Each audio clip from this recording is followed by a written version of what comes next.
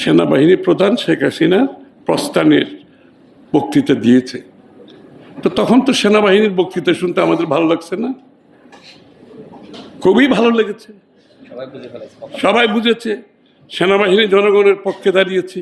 তখন ওনার বক্তৃতার চেয়ে আর কোনো ভালো বক্তৃতা তো আমার সামনে আসার দরকার নেই, সেনাবাহিনীর বক্তৃতার জন্য অপেক্ষা। তো এই সেনাবাহিনী যারা এটা করেছে, যারা আমরা সবাই মিলে সকলের সমর্থনে আজকে ইউনূস সাহেব বসে আছেন ওখানে, তাহলে আজকে সেনাবাহিনী যদি গণতন্ত্রের কথা বলে, নির্বাচনের কথা বলে, এর থেকে স্বাগত জানানোর আর কিছু নাই আমাদের। আমি বিশ্বের কোনো সেনাবাহিনী প্রধানকে এই কথা বলতে শুনিনি, কোনো সেনাবাহিনী। যেখানে সেনাবাহিনী ক্ষমতা দখল করতে চায়, ক্ষমতা আবার দখল করতে চায়, ক্ষমতায় থাকতে চায়, সেখানে সেনাবাহিনী প্রধান বলছে আমরা একটা গণতান্ত্রিক দেশ চাই, আমরা জনগণের নির্বাচিত সরকার দেখতে চাই, এবং বলছে দেশ পরিচালনা করবে নির্বাচিত সরকার, রাজনীতিবিদরা দেশ পরিচালনা করবে। বিশ্বের কোনো সেনাবাহিনী প্রধান বলেছে কথা? তাহলে আজকে উনি তো আমাদেরকে নিশ্চিত করছে বাংলাদেশ আর কোনোদিন সেনাবাহিনী আসবে না, আসা উচিত না। বাংলাদেশ চলবে রাজনীতিবিদদের নেতৃত্বে, বাংলাদেশ চলবে গণতান্ত্রিকভাবে, সেনাবাহিনীর কোনো ভূমিকা নাই। এ কথাটা তিনি বলছে। এটা তো সমস্ত জাতিকে ভালোভাবে নিয়েছে যে সেনাবাহিনীর থেকে এটা আসছে। আর যারা গণতন্ত্রের কথা বলছে তারা গণতন্ত্রের দিকে যেতে চাচ্ছে না, তারা নির্বাচনের দিকে যেতে চাচ্ছে না। তারা কি চাচ্ছে? ওই শেখ হাসিনা যেই দোহাই দিয়ে ক্ষমতা অব্যাহত রেখেছে, একই তো।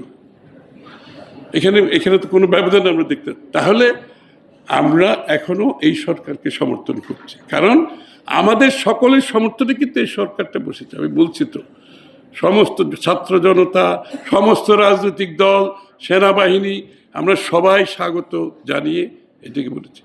এবং আজকে যদি আপনি চিন্তা করেন, যারা সেদিন এই সরকারকে বসিয়েছে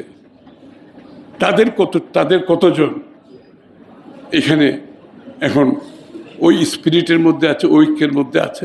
কেন থাকবে না? না থাকলে এটার জন্য কাকে দোষারোপ করবেন আপনি?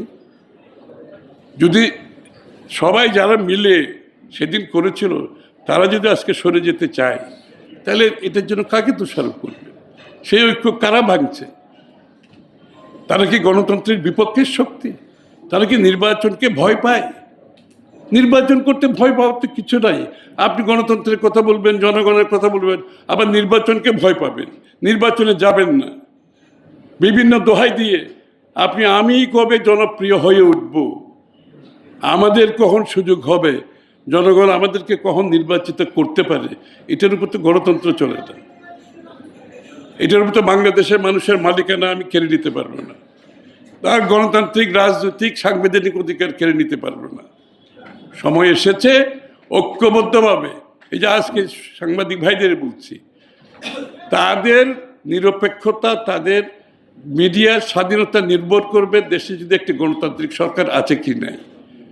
একটি অগণতান্ত্রিক সরকার যদি, সেটা যেই সরকারই হোক, চলতেই থাকে, আপনি দেখবেন আপনাদের মিডিয়ার উপর নিয়ন্ত্রণ বাড়তে থাকবে। This are the golden rules. আপনি অগণতান্ত্রিক সরকার যতদিন বাড়বে, মিডিয়ার উপর চাপ বাড়তে থাকবে, কারণ জনগণের সমর্থন যারা থাকতে চায়, তারা সকলকে নিয়ন্ত্রণ করতে চায়, যেটা শেখ হাসিনা করেছিল আর কি। সুতরাং খুব সহজ ব্যাপার। আমরা ঐক্যবদ্ধভাবে আজকে, আমরা এখানে যারা আছি, আমরা সবাই ঐক্যবদ্ধ গণতন্ত্রের জন্য, আমরা সবাই নির্বাচন চাই। সুতরাং এটা রোডম্যাপ দিলে দেশ গণতান্ত্রিক মোডের মধ্যে ঢুকবে। দেশ গণতান্ত্রিক মোডে ঢুকতে পারছে না, বিচ্ছিন্নভাবে সব কিছু হচ্ছে, অস্থিরতা হচ্ছে। যে মুহূর্তে আপনি নির্বাচনের কথা বলবেন, রোডম্যাপ দেবেন, দেশ গণতান্ত্রিক মোডের মধ্যে ঢুকে যাবে, প্রক্রিয়ার মধ্যে ঢুকে যাবে। গণতন্ত্র তখন থেকে কাজ করতে শুরু করবে। সুতরাং আমরা বলবো সকলে শুনেন, যে কোনো সরকার যখন চলে যায় তখন বাংলাদেশে একটা অস্থিরতা হয়। ওই সরকারের লোকজনকে আমরা বিভিন্নভাবে তাদেরকে ওই যে ভিক্টিমাইজ করি সেটা, এগুলো আর কতদিন চলবে? সরকার আসবে, সরকার যাবে, সকলের সাথে আমাদের ভালো সম্পর্ক থাকতে হবে, সকল দলের মধ্যে কথাবার্তা বলতে হবে। সরকার যাওয়ার অর্থ নয় যে সেই সরকারের উপর সব কিছু দোষ চাপিয়ে দেব, আমরা সেটা চাই না। আমরা চাই ইন্টেরিয়াম গভর্নমেন্ট যাবে, সম্মানের সাথে যাবে। তারা যাওয়ার পরও বাংলাদেশের মানুষ, বাংলাদেশের রাজনৈতিক দলগুলোর সাথে তাদের একটা সুসম্পর্ক থাকতে হবে। তারা আমরা মিলে তো কাজ করতে হবে, সেটা কেয়ারটেকার হোক, বিএনপি হোক, অন্য দল হোক, দেশটা তো আমরা সকলে মিলে করতে হবে। সুতরাং সেই জায়গাটা যাতে নষ্ট না হয়।